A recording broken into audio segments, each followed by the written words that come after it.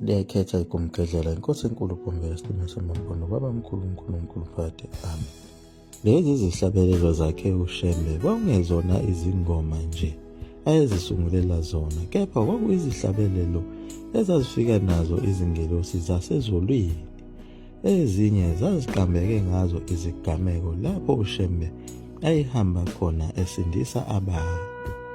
Ezinye zaziqambeke ngako phela ukukhuthaza ngakho ukunakekelwa kwemvelo, izilwane nawo umhlaba. Njengoba uShembe wafika kulo leli lizwe, abantu sebonakele kakhulu, sebaphuma emthethweni wakhe uNkulunkulu, sebenza wona amasiko obuthakathi bethi amasiko esintu. Njengoba base behlukumeza izilwane ehlathini, bezingela ngazo izinja, bebamba ngisho nawo amazinyane amancane ezinyamazana, bawabulale ngaso isihluku.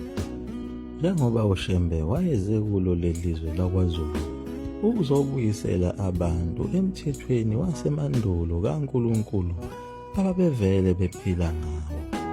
Njengoba uNkulunkulu wayesebahawukele phela abantu abamnyama ekwedukeni kwabo emthethweni kaNkulunkulu, kwase kufika yena uShembe ukuba azobabuyisela kuyo imithetho kaNkulunkulu, ukuba bebuyele kuye uNkulunkulu bebe ngabantwana bakhe njengoba babe ngabantwana bakhe kwasemandulo.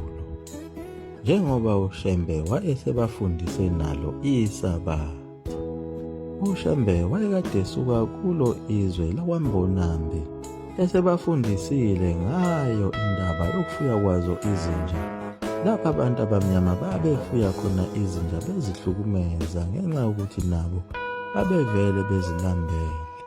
Babengeke bebe nawo amandla okuthi bephinde bendle enye inja futhi esifikile lapha nesisu sayo, ekubeni babehluleka nokondla umndeni wabo.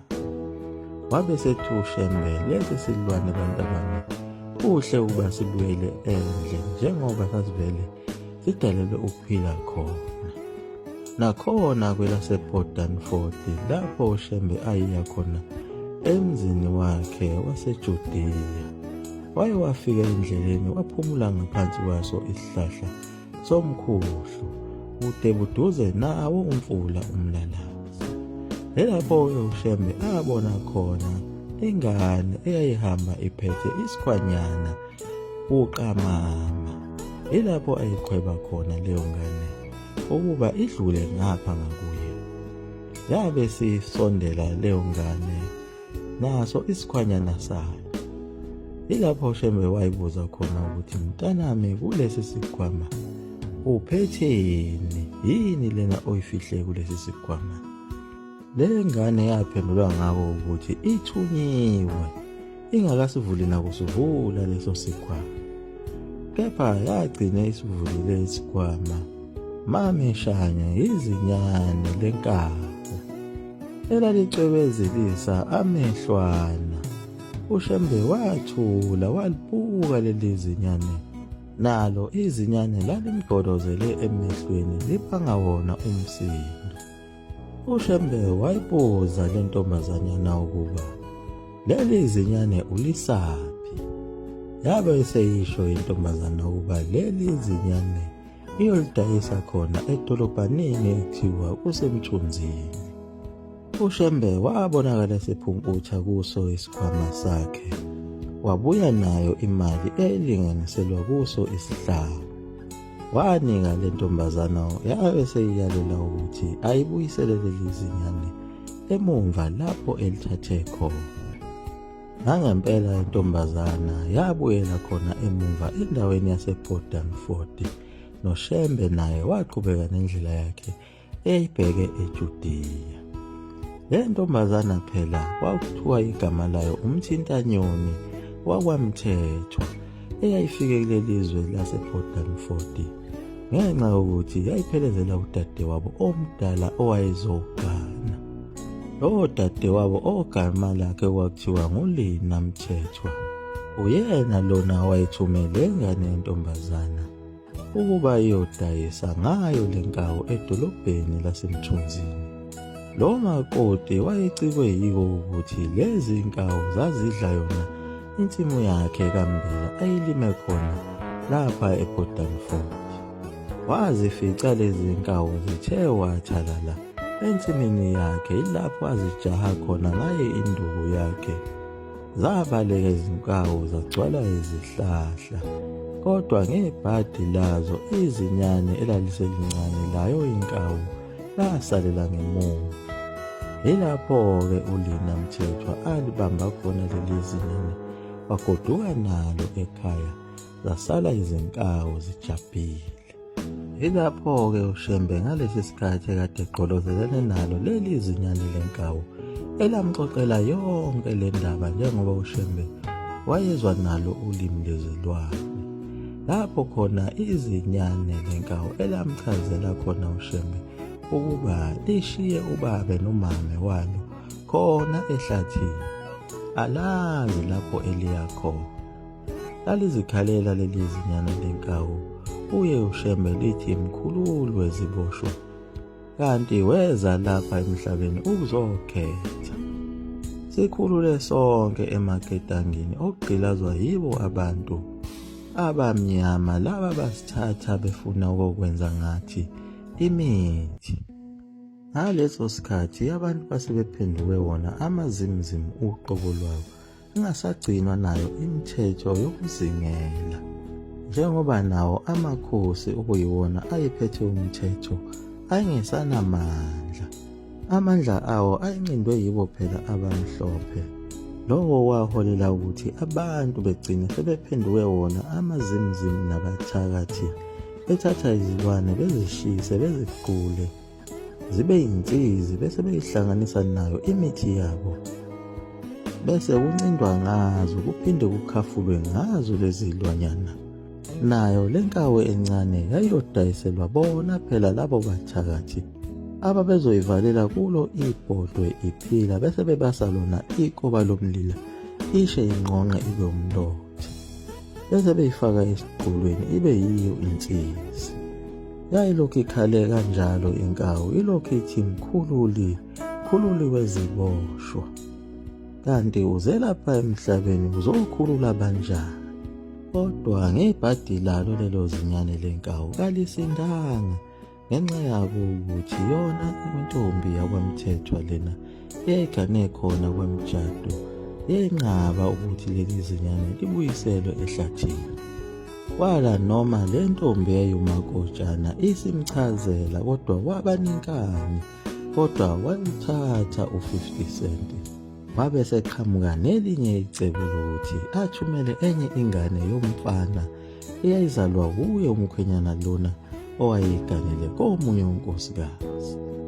Yaba nebhadi kanjalo leyo nkawu ngoba uShembe wayesehambile. Lo mfana wafika wayoyidayisa khona emthunzini, wathola wona u10 cent. Wabuyela nawo emuva wafike wanika lo makoti owayemthumileyo. Kodwa izinto azibambelanga kahle ngoba lo mfana wagcina ngawo ukugula. Lokho kugula kwakhe kwaphoqeleka ukuthi agcine eya kubo odokotela, nabo odokotela bamlapha ngawo u10 cent. Kwaba yisona isijeziso nesiqalekiso esabhekana nomfana, kodwa ngenhlanhla wagcina esindile. Kodwa yena lo makoti waba sebhadini ngoba akuphilanga isikhathi eside washona. Ekushoneni kwakhe wabe sebuya ngalo iphupho uye udadewabo omncane lona okuthiwa nguMthintanyoni. Kuleli phupho wabonakala ekhala kakhulu, izinkawu ezindala ezazihlezi phezu kwakhe zimcindezele. Izinkawu ezincane zona zazishaye isiyingi zimzungezile, ekhala ethi dadewethu ngisize, ungiphuthumele kuyo inkosi yaseKuphakameni uShembe, uyongicelela intethelelo ngenxa yokuthi ngaphula izwi lawo.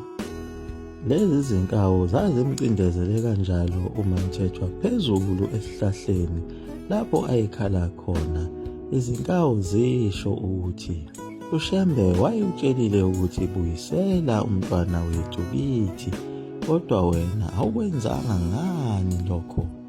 Sonke leso sigameko uShembe wafike wasenza saba yintshumayelo khona ekuphakameni lapha ayebaxoxela khona ababethamele inkonzo, esho ukuthi inkawu yakhuluma naye yathi, Shembe ndodana kaMayekisa, ngihawukele mina. Yasho njalo inkawu encane ezodlula ngakuwo. Yathi, mkhululi weziboshwa, ukhulula abanjani? Ngimshiyile ubabe nomami, angazi lapho ngiyakho. Yena wayibiza ingane wathi, uyisaphi inkawu? Yaphendula ngokuthi, mina ngithuniwe. Yena wayibuza ngokuthi, ufuna malini? Yaphendula ingane yathi, ngifuna isihlanu. Wamnika isihlanu wathi, iphindisele emumva. Wayiphindisela leyo nkawu lapho wayithathe khona.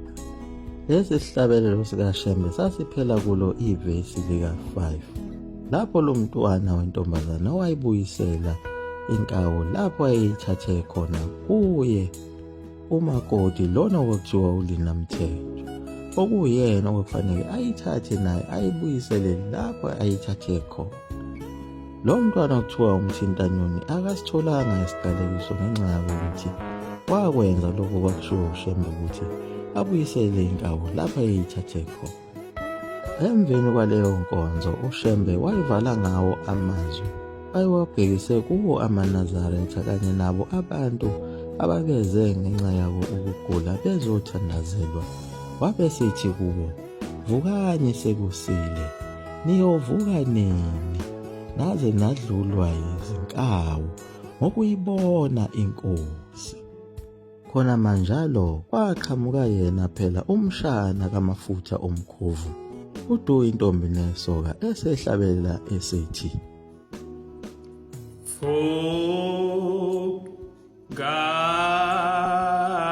Vukani awuseku